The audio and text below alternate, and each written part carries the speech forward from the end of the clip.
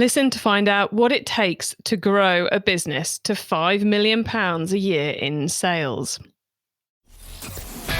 It's the e-commerce master plan podcast.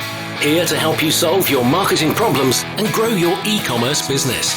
Cutting through the hype to bring you inspiration and advice from the e-commerce sector and beyond. Here's your host, Chloe Thomas. Hello and welcome. It's great to have you here. In today's episode, I am chatting with an inspiring business owner who turned something she made for herself into a £5 million a year business. Pretty cool, eh? We'll be talking about the sustainable nature that sits within the business. We'll be talking about balancing pure sustainable practices with less sustainable practices to have more of an impact. We will be talking about why customer service and customer experience are so essential and how to do those. We'll also be talking about evolving a brand from one idea to multiple products and how you tweak the message you use to sell as the years roll by. A lot of really interesting, thought-provoking discussions coming up. So before we get into that, though, please do check out our sponsors. Getting an online business off the ground is not easy. So if you find yourself working late, tackling a to-do list that's a mile long with your fifth cup of coffee by your side, remember, great email doesn't have to be complicated. That's what Klaviyo is for. It's the email and SMS platform built to help e-commerce brands earn more money by creating genuine customer relationships. Once you set up a free Klaviyo account, you can start sending beautiful branded messages in minutes, thanks to drag and drop design templates and built-in guidance. And with e-commerce specific recommendations and insights, you can keep growing your business as you go. Get started with a free account at klaviyo.com/masterplan. That's KLAVIYO.com/masterplan. And now to introduce today's special guest. Helen Rankin is the founder and general dogsbody at Cheeky Wipes, a simple reusables brand who've been leading the charge since 2008, selling reusable baby wipes, period products, nappies and more. They're now a multi-award-winning business with 35 staff and sales of over £5 million a year. Hello, Helen. Hello, Chloe. Delighted to be here. It's great to have you here to talk about such a successful business that's been so ahead of its time and achieved so many great things. So how on earth back in 2008 did you end up creating a sustainable brand when I don't think the word sustainable was even used in e-commerce? No, it absolutely wasn't. And it was very definitely necessity is the mother of invention. So scroll back a few years before that and I worked in marketing. I had my first child. I was doing a commute of 4 hours, staying overnight, leaving my baby son behind. And I set up my first company, which sort of got me rolling on the entrepreneurship journey. And that was all about Polaroid guest books randomly. Wow. And I had a great little business selling Polaroid guest books for weddings. And then Polaroid decided that they were going to wrap up production of Polaroid cameras. And I found myself needing something else. And I'd been using reusable wipes since the birth of my first son. So I'd been using them for 3 years. And the reason I used them in the first place is because I've got eczema. I've had eczema since I was 5 years old, never quite grew out of it like doctors said I would grow out of it. And had been using cloth nappies with my son and thought, well, I'll use cloth wipes. I'll give that a go. I cut up an old towel and within about 3 weeks, it looked like a rag you would wash the car with. But from that idea, Cheeky Wipes, the concept of Cheeky Wipes was born. And it was when my second son was born a few years later, as I was winding down the other business, I thought, there's an opportunity to do something with these reusable wipes. Lots of my friends didn't use cloth nappies, but I thought maybe I can make reusable wipes easy for them. And yeah, Cheeky Wipes was then born. I was 37 weeks pregnant with baby number 3 when we launched. Crikey. So it was all, so in the very beginning, it was more about being kind to your own skin and making it easy for you than it was about the eco factor, I suppose. The eco and the money saving were really nice little Brucey bonuses. So from my perspective, it was I need to know what I'm putting on my skin. I want it to be easy. And yeah, the fact that I save money and it's great for the environment are, sort of brilliant. So that whole package is what worked for me. And that's why I thought I could make it attractive to lots of different, pots of consumers. And obviously now you've expanded into quite a few more products, but still keeping that reusable piece of cloth to make some form of personal hygiene better, I suppose would be the vague category in which you're in. How long was it until you launched the first or the second product, I suppose? How long did you stick purely with the baby wipes? The wipes were probably through about 4 years. And then the next product we launched after that was reusable sanitary pads. And they went really well. And that again was, I've had 4 kids by this stage. Tampons are no longer my friend. And just let me put this out here, Chloe. I have very few boundaries. We talk about pee, poo, periods all day long. I'm probably going to overshare. So just, prepare yourself for that. So yeah, I'd had 4 kids. Tampons were no longer my friend. I tried a menstrual cup again. It just wasn't working for me. So I needed something that worked for me. And that's how the cloth sanitary pads came about. And then a couple more years after that, it was like the reusable makeup remover pads and period pants, which are now, my favorite thing in the whole world. Game changers. They are amazing, aren't they? I'm just going to continue the oversharing here. Period pants, ladies, you need some of those. Life so much easier. So much easier. And it's good for the environment as well, which I often think is one of the best things about anything that's good for the environment is if it's actually better anyway. Yeah. And that's the thing about our wipes as well.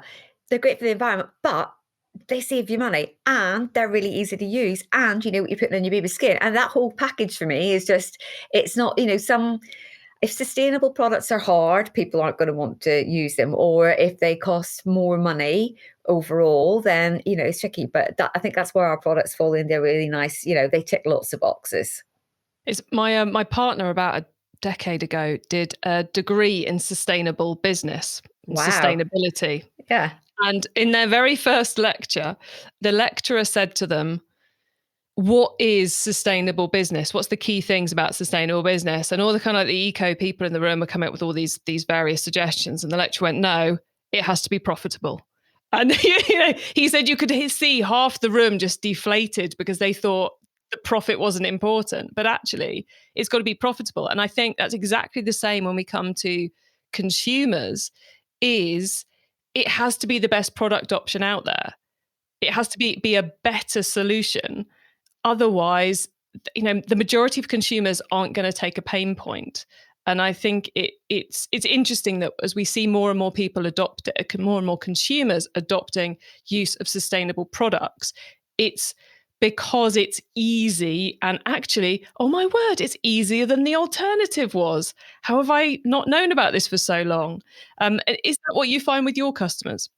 Yeah, absolutely. And you just mentioned something that's super important to me. We get a lot of our products. We have partners in China and Pakistan because we can't get them made in the UK at a price point that consumers are willing to pay.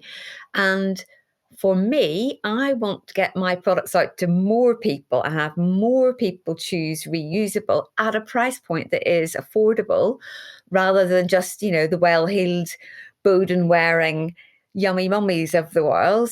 I think that's really, really important. And, we take a little bit of flack sometimes about, oh, you get your products made in China. Yeah, but I've been to that factory in China. I know the 2 sisters that run it. I've been to a family wedding in Pakistan. We visit them all. We've got really good relationships. We've worked with them all for a long time. I'll stand up for that any day of the week, because I know where they're being made. It's transparent, but it allows me to pitch my products at a price point that is achievable. That's really important. That's a lot of where we're at right now with the move to sustainability, I think, is we're all making, it's all a balancing act. Yes, when you're bringing it in from Pakistan, etc., and China, there is more carbon in that journey. But if that means you can have it at that price point, which means you can double or triple or quadruple the consumers for whom it's relevant to, the end impact is greater, both in terms of the actual product and what it's saving going from landfill because of the alternatives, but also because of the mindset shift it creates in those consumers, which will make them more open to other products. Absolutely. I think a lot of people are, especially those who've got a business which didn't start out sustainable, are out there thinking, we've got to be perfect before we can talk about it. We can't talk about the bits that we're doing. But you have to start somewhere, don't you? Absolutely. And we don't get stuff right all the time either. And, I'm always really willing to admit that. It's a tricky one, isn't it? Because there's things like packaging. So we always try and be as sustainable as possible with our packaging. And at one point we were doing, biodegradable, she says with quotation marks, biodegradable packaging. And then somebody pointed out that it was only biodegradable if it was biodegraded in a compost heap. So if you put it in landfill, it did nothing. And we'd been sort of sold on the marketing spin on it. And it was like, actually, yeah, you're right. So now we use really strong, heavy paper bags instead of any sort of plastic and things. So it's a learning journey, but we admit it when we get things wrong. And I think that's super important as well. Is that, the transparency is almost more important than perfection. Oh, or God, is more important. It's not even, is more important than perfection. Yeah. So before we go, because I'm about to get ranty about sustainability, and nobody needs that at the minute. I've already got a bit ranty. So rather than us both kind of go off on that angle, let's just bottom off where the business is at the moment. So you're based in the UK, and are you selling purely UK only, or are you selling globally? No, we sell globally. So we've got a great distributor in Australia, cheekywipes.com.au. They sell most of our products. And we've got quite a lot of retailers in the EU, which has been an interesting transit with Brexit. Very interesting, not in a good way. Actually, they're doing really well. And we've spent the last year sorting out those Brexit issues where we can now actually get goods to our retailers. But yeah, so throughout Europe and Australia. We're definitely not going down the Brexit. Yeah, no. That's a whole podcast series. Yeah, in and of itself, agreed. Yeah. And what platform are you selling it all via? Are you on a Shopify, a Magento, or something else? It's a system called Blue Park. It's been super reliable. It's Magento based, but the team there, I mean, we've been there for 8 or 9 years. And in that 8 or 9 years, I think we've had 24 hours of downtime, which is pretty good. And that was a long time ago. So yeah, they've been great and really responsive. And we can generally integrate anything that we want with it. It might take a little bit of fiddling, but it's great. Yeah. Yeah. If it isn't broke, why spend time fixing it? Because let's face it, a replatforming project is never easy. No. And what does your team look like? I mentioned that there's 35 of you now. Are you doing everything apart from manufacture in-house? Are you outsourcing anything? How do you structure that team? So my sort of right-hand people are ladies that I've known for a long time. In fact, one of them, we had our 21-year friendversary the other day. And we know that it's a friendversary because we met on the same day that she met her husband. And Jo came along. It was a good day. It was a good day, yeah. She came along to help at the baby shows and then somehow picked up customer service. And, 7 years later, she now has a team of 4 who report into her. And it's not just customer service, it's customer experience. And she manages our Trustpilot reviews and our customer referral programs. And she does lots of stuff. She's great. And another, again, very old friend now. We met when our kids were at primary school together. And Claire now does product development. She manages the warehouse as well. So they're my sort of right-hand people. Then we've got the sort of marketing team, social media. There's a couple of guys that do that. Shout out Daisy and Ness. And we've got the warehouse team. So that 35 strong team. There's quite a lot of part-timers in there who, there's quite a lot of us have got kids and we get them into the warehouse at the weekends. But yeah, we've got a really good team and that helps. And people who can call me out and aren't afraid to push back, because I have a little bit of a tendency to steamroller. So I need people who can be honest and push back to me. It's quite hard to find people who are willing to do that if you're seen as strong. Yeah. It's a weird skill to try and hire for, but essential. Yeah, absolutely. Obviously you've grown the business very successfully, since you launched it in 2008. I would say definitely one of those that we've already kind of touched on is that, you stuck with the one product for 4 years. Because I seem to come across a lot of startups who have a brilliant product idea, but then launch another 8 in the first year, which I think potentially confuses customers. Are you glad you stuck with that single product for the first 4 years? Yeah, I mean, it wasn't. So there was our all-in-one wipes kit, which has got everything you need to make switching to reusable wipes easy. So, that in itself is clean box, dirty box, wipes, essential oils, travel bags. So it was more that we stuck with that category for 4 years. So, we added in different sorts of wipes, we added in, different wet bags and things. But yeah, we stuck with that category because that was what we were trying to grow. And it's funny now, 2008, we were in such a different place. We used to go to exhibitions and be saying to people, oh, they're reusable wet wipes. And they'd look at you like you were on drugs or something. They'd be like, what? you wipe your baby's bum and then you put them in the washing machine? Are you crazy? It's so refreshing to fast forward, to where we are now, and people are more open to a conversation about reusables. I still think there's a perception that reusables are difficult or can be difficult, but we're certainly in a very different place. But yeah, at that time, back in 2008, focusing on one product category was the right thing to do. And it's been good that our product range has sort of grown organically. That works really well for us.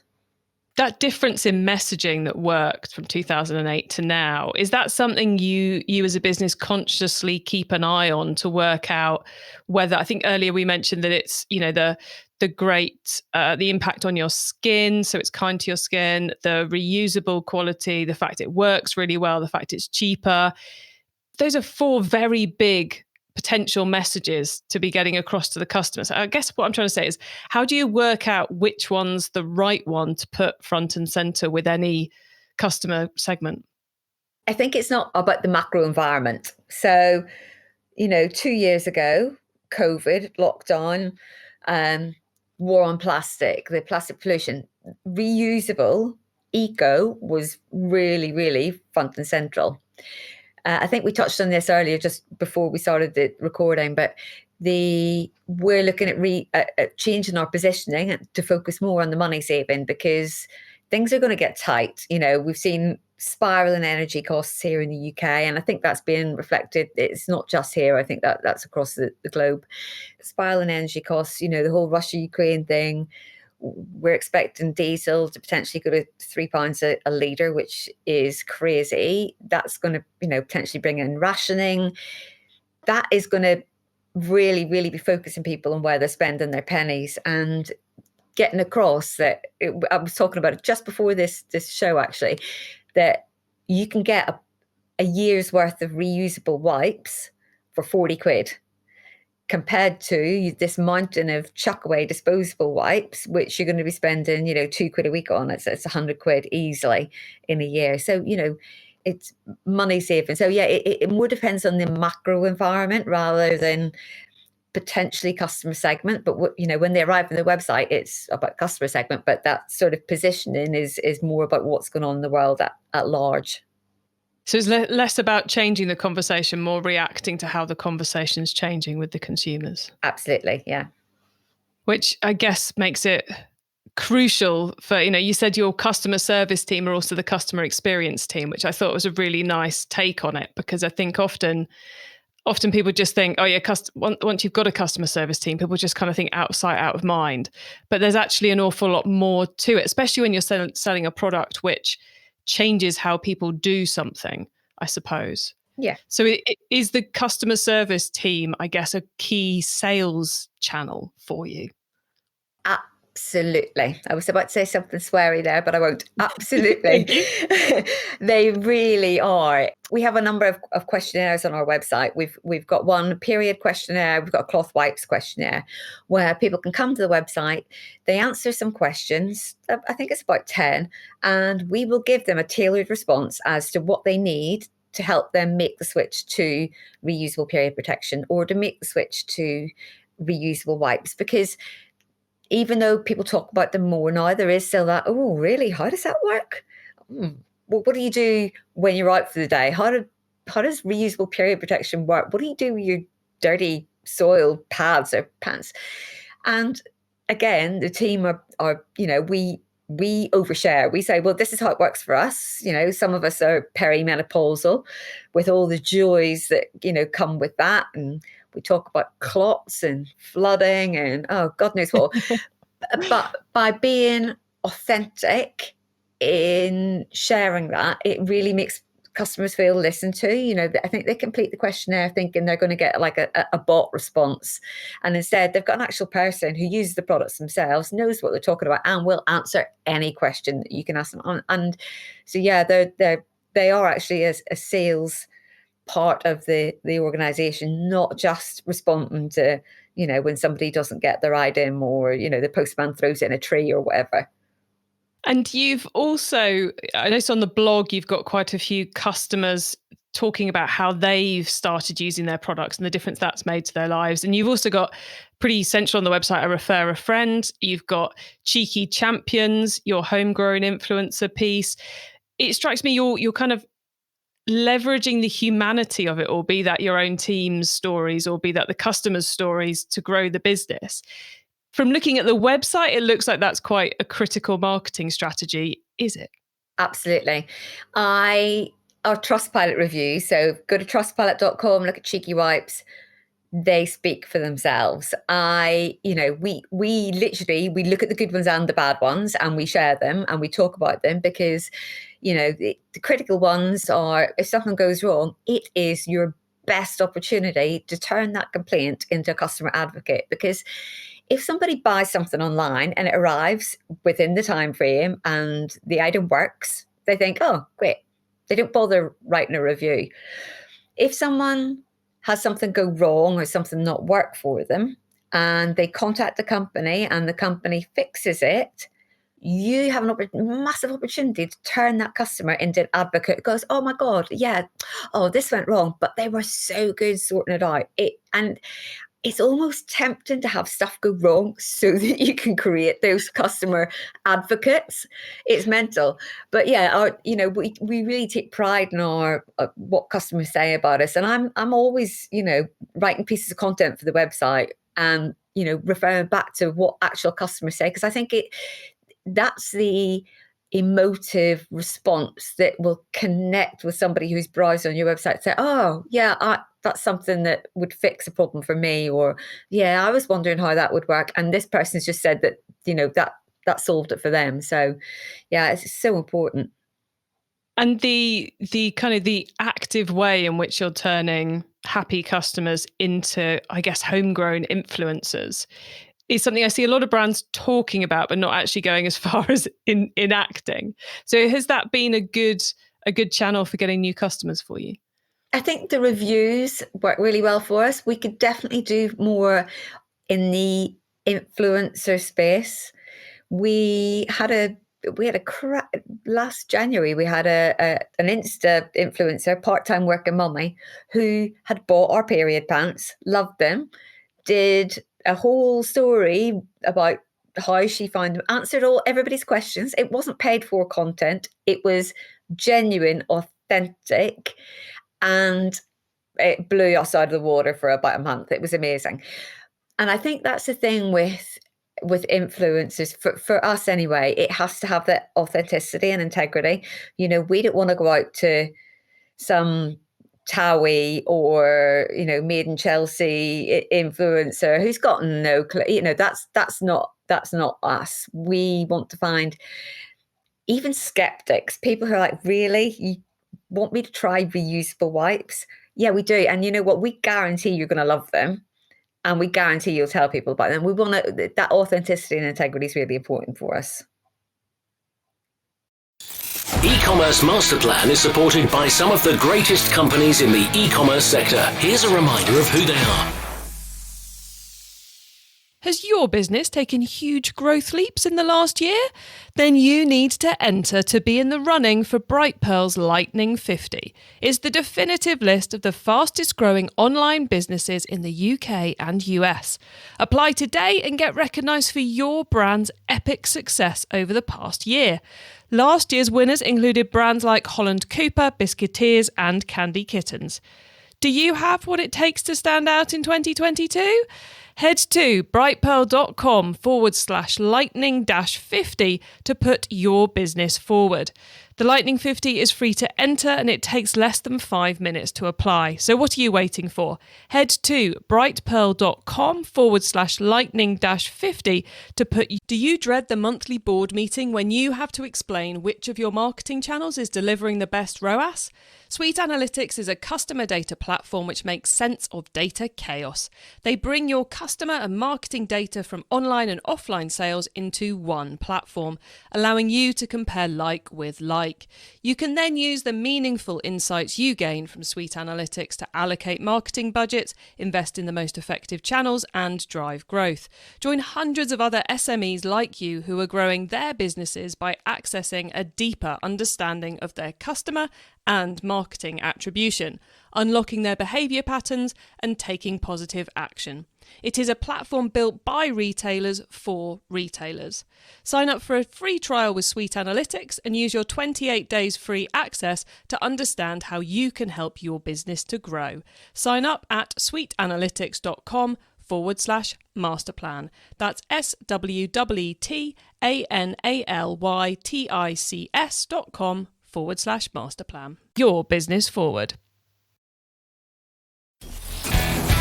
It's time for the top tips round.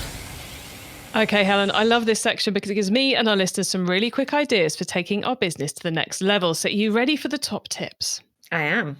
Okay, the book top tip. If everyone listening to this podcast agreed to take Friday off and read a book to make their business better, which book would you recommend? The Harvard Business Review on strategy. There is a story about this because I went on holiday with my kids, just me and the kids, for the first time about 4 years ago. And at the Eurotunnel, I picked up that book to read by the pool. And, not my normal, romantic, whatever, fluff detective things I would normally read.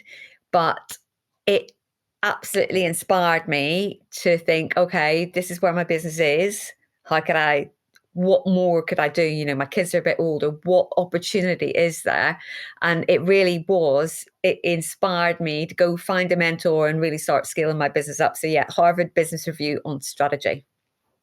I often think that amongst the entrepreneurial world, the Harvard Business Review content does not get enough recognition because it's just everything they put out is just so brilliant. So I'm gonna second that tip. The e-commerce traffic top tip then. Which marketing method do you either prize above all others or think doesn't get the press it deserves? For us, it's definitely social media. So people talking about things online, recommendations for our sort of product are really key. So, it's not particularly new or even interesting, but it does work for us. So, yeah. Excellent. The tool top tip, maybe a collaboration tool, a social media plugin, a phone app, or just a way of working. Is there a cool little tool you use that makes you and your team more efficient from day to day? Hootsuite. Just gone back to working with Hootsuite because their bulk upload of social media is just great. And they've tweaked it now that you can add in images and everything afterwards. And it just allows you to have a look at a week's worth of content and get a little bit more, do it quicker and easier. So yeah, Hootsuite. And you can look at their calendar and see what all scheduled, and you can do everything in one place. So yeah, Hootsuite, definitely. An oldie but a goodie. Yeah. Then the growth top tip. If you met someone today who's focused on growing their e-commerce business from 100 orders per month to 1,000, what would be your number one tip for them? Fantastic customer service. Honestly, turning a complaint into an advocate who will then tell people about you, does your job for you. So yeah, focus on getting that right, and don't be afraid to get things wrong as well. But yeah, fantastic customer service. Excellent. Helen, it has been a pleasure chatting with you. Before we say goodbye, could you please let the listeners know where they can find you and your business on the web and social media, please? Absolutely. cheekywipes.com for all our reusable wipes, and cheekypants.com for our cloth sanitary pads, period pants, and contact us on any of our social media channels as well, which are also Cheeky Wipes or Cheeky Pants, and we are always happy to chat pee, poo and periods. All those lovely subjects.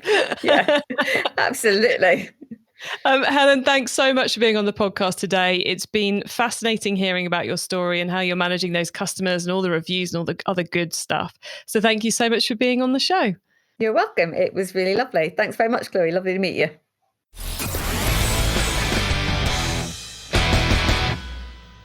Okay, before we get into my takeaways from this, what I should also let you all know is that Helen has set up a 20% discount for anyone who wants to try out the Cheeky Wipes products. Just use discount code MASTERPLAN to go and try out any of their products. So 20% off with the discount code MASTERPLAN at Cheeky Wipes. That's pretty cool, isn't it? So my takeaways. There's quite a few big things to take away from this. One, which I think is front and center, is understanding how your mission and what you're trying to achieve with your business does not necessarily always have to be reflected in your number one marketing message. So one of the big pieces of the Cheeky Wipes brand and the Cheeky Wipes business is that they are looking to help consumers along that sustainability journey and to use a better product. But if over the coming months, the key message needs to be about cost saving, that's the message that they're going to use. So long as the outcome is the one we want, then that's okay.